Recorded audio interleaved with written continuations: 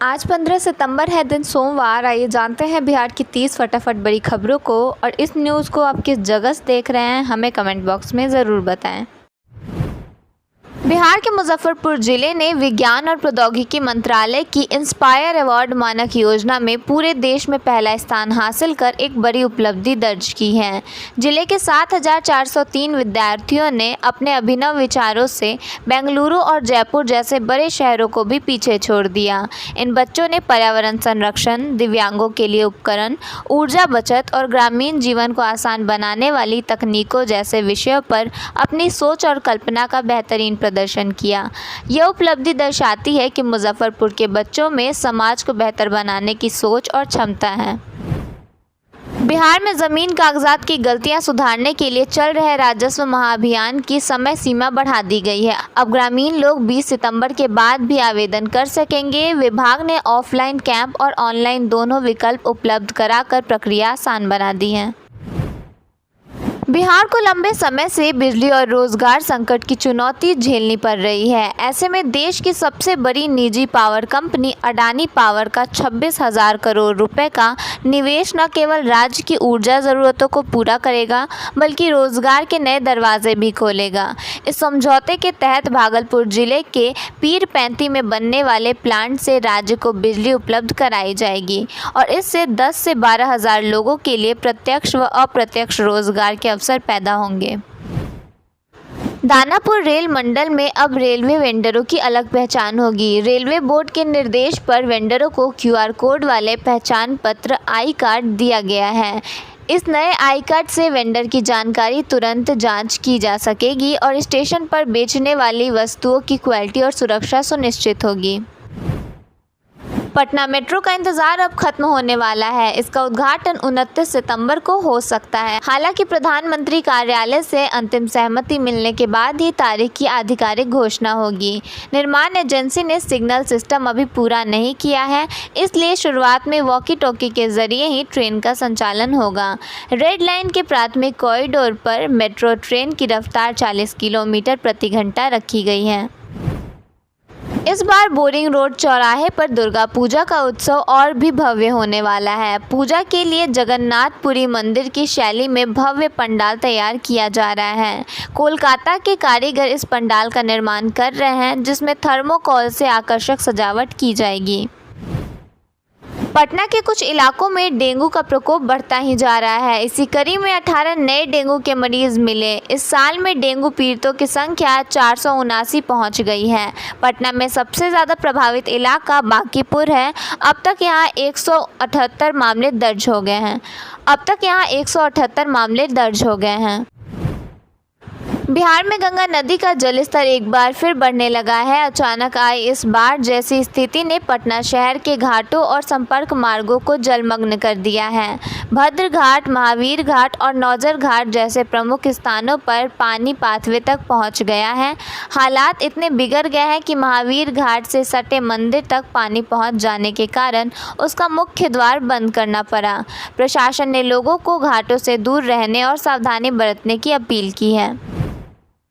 नालंदा जिले में प्रशासन की महत्वाकांक्षी योजना के तहत यहां 29 प्रमुख पर्यटन स्थलों का कायाकल्प होने जा रहा है। इसका उद्देश्य न केवल देशी विदेशी पर्यटकों को आकर्षित करना है, बल्कि स्थानीय लोगों के लिए रोजगार और व्यवसाय के नए अवसर भी पैदा करना है। पटना मेट्रो सेवा को शुरू करने की तैयारी तेज़ी से चल रही है। इस कड़ी में commissioner of metro rail safety की टीम की हरी झंडी मिलने के बाद पटना मेट्रो का उद्घाटन किया जाएगा।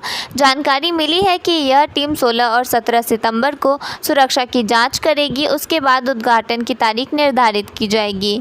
यह सेफ्टी टीम मेट्रो मार्ग के साथ ही स्टेशनों पर उपलब्ध यात्री सुविधाओं की भी जाँच करेगी। ये आप हमारे पीछे GMCH देख सकते हैं। ये पूर्णिया का मेडिकल कॉलेज। बिहार विधानसभा चुनावी सरगर्मी के बीच नेता प्रतिपक्ष तेजस्वी यादव ने शनिवार देर रात Purnia government medical college and hospital का औचक निरीक्षण किया।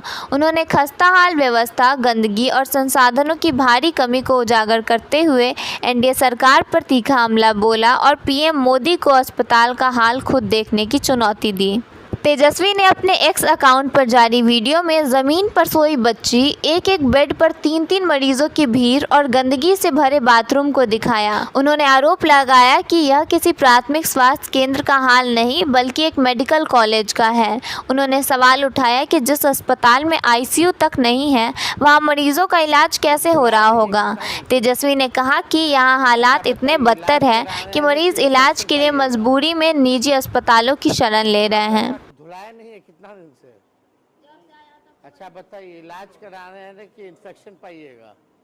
तेजस्वी यादव ने आरोप लगाया कि एनडीए सरकार के मंत्री और अधिकारी भ्रष्टाचार में डूबे हैं। हजारों करोड़ों रुपए खर्च कर बिल्डिंग तो बनाई जाती है लेकिन डॉक्टर, नर्स, लैब टेक्नीशियन और स्वास्थ्य कर्मियों की नियुक्ति नहीं की जाती। उन्होंने कहा कि कमीशन खोरी के लिए महंगे उपकरण खरीदे जाते हैं पर उन्हें चलाने वाले विशेषज्ञ नहीं होते।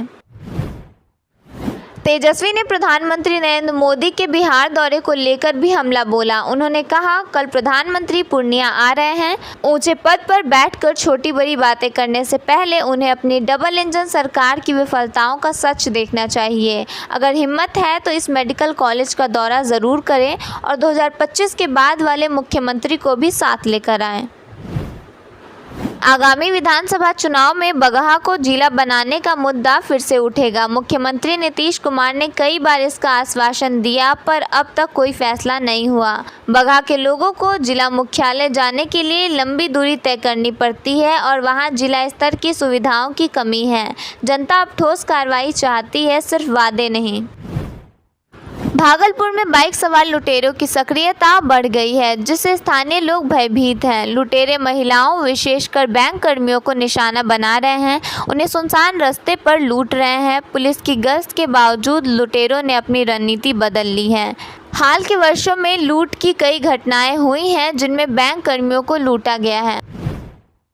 पटना में शनिवार को अभिनेता और समाज सेवी सोनू सूद पहुंचे। उन्होंने कहा कि बिहार के बच्चों में ज़बरदस्त हुनर है। पता नहीं लिट्टी चोखा में क्या जलवा है, लेकिन जब भी मौका मिलता है बिहारी युवा मैदान पर छा जाते हैं।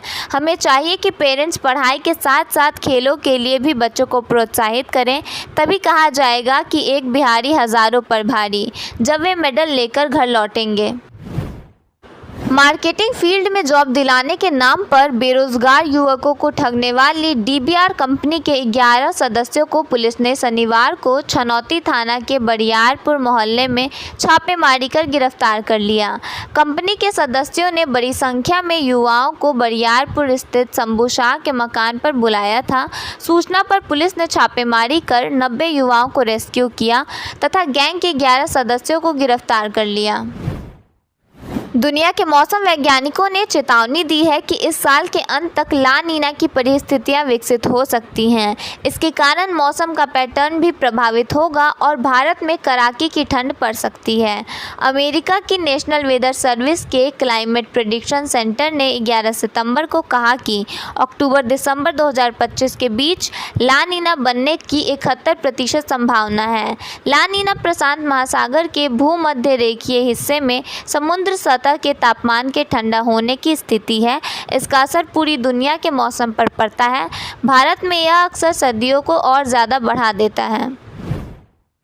बिहार विधानसभा चुनाव से पहले लालू यादव के बड़े बेटे तेज प्रताप यादव ने अपनी नई पार्टी जनशक्ति जनता दल और चुनाव चिन्ह ब्लैक बोर्ड के साथ चुनाव मैदान में उतरने का ऐलान किया है। उन्होंने कहा कि वे मुख्यमंत्री पद की लालसा नहीं रखते बल्कि जनता ही उनके लिए मुख्यमंत्री है।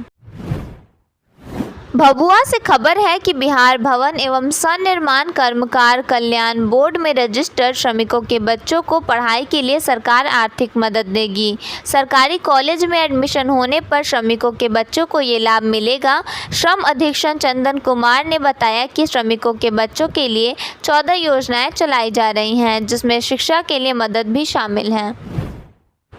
बिहार में चौथे चरण की शिक्षक भर्ती TRE 4 को लेकर छात्रों का गुस्सा लगातार बढ़ता जा रहा है। छात्र नेता दिलीप कुमार ने एक बार फिर 19 सितंबर को पटना में महान आंदोलन करने का ऐलान किया है। उनका कहना है कि सरकार ने अब तक भर्ती को लेकर कोई ठोस कदम नहीं उठाया है, जबकि अभ्यर्थी लंबे समय से अपनी मांगों को लेकर संघर्ष कर रहे हैं। भागलपुर के नवगछिया रेलवे स्टेशन के प्लेटफॉर्म संख्या 1 पर वर्षों पुराने दरख्त पाकर के एक पेड़ की डाली काटने के कारण पक्षियों के घोंसले के टूटने से पनडुब्बी कौवे एवं बगुले के चूजे की मौत हो गई, जिसके बाद वन विभाग ने लापरवाह लोगों पर सख्त कार्रवाई की है। बिहार विधानसभा चुनाव से पहले बीजेपी ने चुनावी रणनीति तेज कर दी है। पटना में हुई कोर कमेटी की बैठक में राष्ट्रीय अध्यक्ष जेपी नड्डा ने कार्यकर्ताओं को बूथ प्रबंधन, अति पिछड़े वर्गों में पैठ, गठबंधन समन्वय, युवाओं को साधने और योजनाओं की ब्रांडिंग पर केंद्रित 5 सूत्रीय मंत्र दिया। कांग्रेस सांसद प्रियंका गांधी एक बार फिर बिहार आ रही हैं। राहुल गांधी की वोटर अधिकार यात्रा के बाद यह उनका दूसरा बिहार दौरा होगा। वे 28 सितंबर को बिहार आएंगी। उस दिन 2 सभाओं को संबोधित करेंगी, जिसमें महागठबंधन के नेता शामिल होंगे। अभी जगह का चयन नहीं किया गया है। पटना में रविवार को 2 नकाबपोश बदमाशों ने एक घर में घुसकर कक्षा 8 की छात्रा को बंधक बना लिया। इसके बाद बदमाशों ने घर से 30,000 रुपये नकद, चांदी के जेवरात लूट लिए और फरार हो गए। घटना शाहपुर थाना क्षेत्र के नरगदा गांव की है। छठ पूजा बिहारियों के दिल के काफ़ी करीब है। पूरे साल भले ही बाहर नौकरी कर ले, मगर छठ में घर आना ज़रूरी है। इस पर्व को लेकर पश्चिम बंगाल सरकार ने एक बड़ा ऐलान किया है। पश्चिम बंगाल की मुख्यमंत्री ममता बनर्जी ने छठ पूजा में 2 दिनों की सरकारी छुट्टी का ऐलान कर दिया है।